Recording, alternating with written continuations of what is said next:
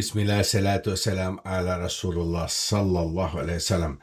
Herzlich willkommen zu diesem Video, in dem es um etwas Großartiges geht. Es geht um die Hijra oder Hijras, Plural, weil es hat ja nicht nur eine gegeben.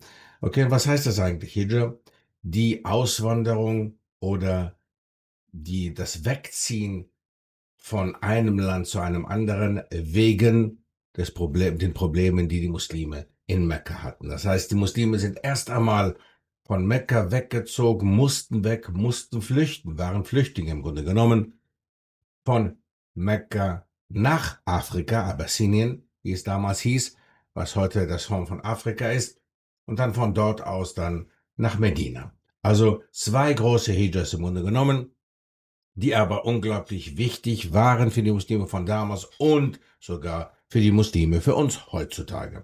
Na, was bedeutet das für uns heute? Lass uns erstmal das Historische anschauen. Lass uns mal schauen, wie der Islam oder was der Islam praktisch auf dieser Welt gemacht hat, auf diesem Planeten gemacht hat und wie er sich ausgebreitet hat. Nicht mit dem Schwert, wie immer wieder berichtet wird, sondern, und das sehen wir an diesem speziellen Beispiel der Hijra, dass der Islam sich ausgebreitet hat am Horn von Afrika und Ostafrika durch Flüchtlinge.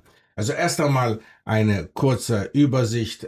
Unser Prophet Muhammad sallam, seine göttliche Offenbarung im Jahre 610 des gregorianischen Kalenders, die Hijra nach Medina und sein Tod im Jahre 632.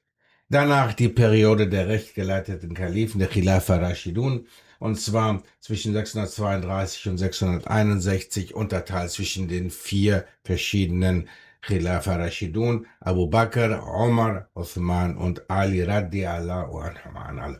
Also erst einmal sehr wichtig zu sehen, dass diese Periode eine Periode des Ausbreiten des Islams ist, aber der Islam damals nicht bis nach Afrika, zumindest nicht nach Ostafrika oder südliches Afrika gelangen ist, okay? Aber wo er letztendlich dann gelangt, das passiert durch diese Flüchtlinge, die dann in dieser ersten Hijra am Horn von Afrika ankommen, in Ländern, die heute Länder sind, die damals Abyssinien hießen, das gesamte Gebiet. Heute ist es unterteilt zwischen Äthiopien, Eritrea, Djibouti und Somalia. Also vier Länder, die halt Teil dieses Horn von Afrika sind und die alle beeinflusst wurden damals von den Muslimen, den Flüchtlingen damals. Das Reich von Aksum, also dieses Gebiet, nicht wahr? Abyssinien oder Aksum, war das Reich von Aksum, das ziemlich groß war damals und stark auch im Handel. Okay, es hatte sich auch verbündet mit den Christen und hat dann auch das Christentum angenommen. Okay, war das allererste Land in Afrika, eines der ersten der Welt sogar, um das Christentum offiziell anzunehmen, wo auch Kirchen gebaut wurden, Tempel zerstört wurden und ersetzt wurden mit christlichen Monumenten und Ähnlichem. Also das Reich von Aksum hatte halt Handel getrieben, auch mit Arabien natürlich, aber auch hin bis nach China und dem fernen Osten. Dieses Reich von Aksum, was im Grunde genommen nicht mehr als, was wir heute wissen, Äthiopien, Eritrea, das Horn von Afrika, wie gesagt, war, war ein Königreich. Okay, das heißt, sogar der wichtigste Staat oder das wichtigste Königreich in der Region des Roten Meeres und zwischen dem Indischen Ozean und Afrika. Dieses Reich hat sich sogar ausgebreitet auf die arabische Halbinsel, Richtung Jemen hin. Okay, und wie man hier auf der Landkarte sieht, das Königreich Aksum hatte sich sogar hier angesiedelt auf der arabischen Halbinsel in diesem Teil, was heute halt nichts anderes als das Gebiet von Jemen ist. Kontrolliert auch von dort aus die Handelsrouten von und nach dem Sudan, sowie auch in den fernen Osten. Es war dann im Jahre 543, wo Abraha rebellierte und die Herrschaft über Südarabien einnahm. Wir kennen dann natürlich auch die Situation, die im Koran beschrieben wird, wo versucht wird, mit Elefanten nach Mekka zu gehen und dort Mekka einzunehmen. Also das ist ein riesengroßes Reich, war von Wichtigkeit damals, okay. Und dorthin sind dann die Muslime im Jahre 614 nach Christus, im Jahre 614 hingezogen auf Erlaubnis unseres Propheten Mohammed. Das war die allererste Hijra von ca. 23 Muslimen, beschützt von dem König, dem Herrscher von Abessinien, beziehungsweise Aksum vorher, An-Najashi. Er selber hat Surat Maryam gehört und hat dann auch den Islam angenommen. Er hat selber sich überzeugen lassen von der Schönheit des Korans und von der Wahrheit des Korans und von der Wahrheit dieser Flüchtlinge, die halt Prophet Muhammad sallam folgten. Das verärgerte die mekkanischen Polytheisten natürlich sehr stark, die dorthin geschickt wurden, um die Leute zurückzubringen, die Flüchtlinge zurückzubringen nach Mekka, wo sie dann auch letztendlich ihren Tod finden würden. Alhamdulillah ist das nicht passiert. Im Gegenteil, was dann passiert ist, ist unglaublich wichtig für uns zu wissen. Die Hijra und ihr Resultat war, dass einige Muslime zwar später nach Mekka zurückgingen, und dann die Hijra nach Medina verbrachten, andere aber sich niederließen in bestimmten Gebieten, wo sie Siedlungen bauten, auch in Sela sich niederließen, wo sie dann die Masjid al-Qiblatain, die allererste Moschee Afrikas bauen ließen. Okay, die Moschee der zwei Qiblas, deshalb, weil sehr früh damals immer noch Richtung Jerusalem gebetet wurde und dann die Richtung nach Mekka verändert wurde. Also damals schon, die allererste Moschee ist so weit zurückgegangen in Afrika, dass es sogar zur Zeit war, wo Richtung Jerusalem gebetet wurde. Unglaublich interessant zu sehen, dass natürlich dann diese Moscheen am Horn von Afrika errichtet wurden, dass sich dann am Horn von Afrika in Somalia, in Äthiopien, Eritrea langsam der Islam ausbreitete, allein nur durch dieses Handeln der Muslime.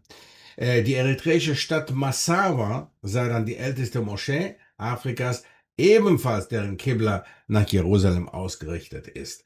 Dann gibt es auch die Moschee der Gefährten, die allererste Moschee dann dort in diesem Gebiet, in Eritrea, und die Sheikh Hanafi Moschee, die heute wieder erneuert dargestellt wird. MashaAllah. Also Eritrea sicherlich ein Land besuchenswert für die Muslime. Obwohl es heutzutage 50-50 ist, praktisch 50% Muslime, 50% mehr oder weniger Christen. Trotz allem der Islam dort ansässig war seit Beginn des Islams, sogar vor der Veränderung der Qibla Richtung Mekka. Im 9. Jahrhundert gründet sich dann das muslimische Sultanat am Horn von Afrika und bis zum 12. Jahrhundert ist das Kilwa-Sultanat bis nach Mosambik vorgedrungen. Das heißt, die ganze Region, die dort die Swahili-Region heißt, praktisch, wo man auch Swahili spricht, dort sieht man ganz stark den Einfluss des Islams. Das heißt, das Resultat von ein paar Flüchtlingen ist dann nichts anderes als die Ausbreitung des Islams auf friedliche Art und Weise natürlich.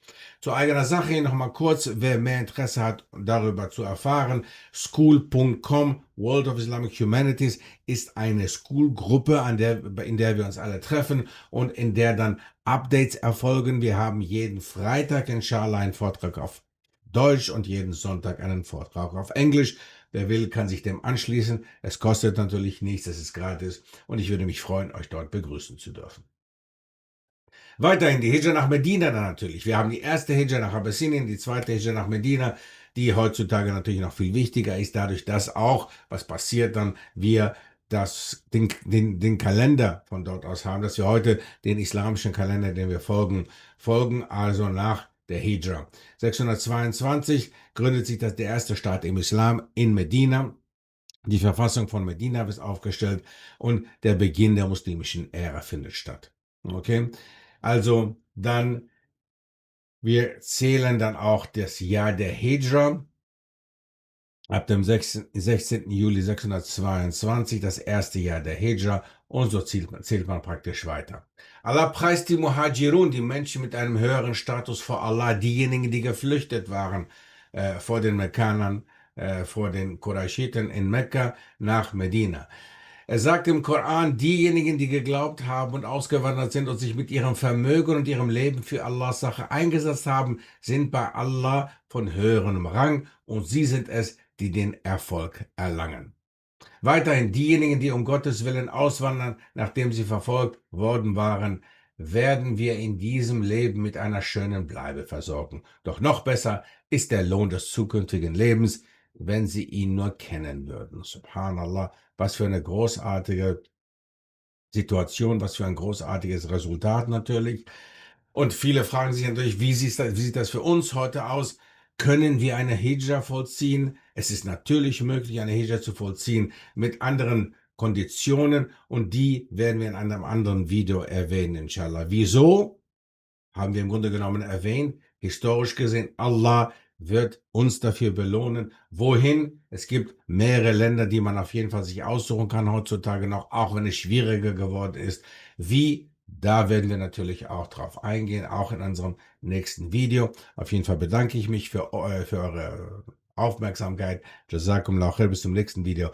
Assalamu alaikum wa rahmatullahi wa barakatuh.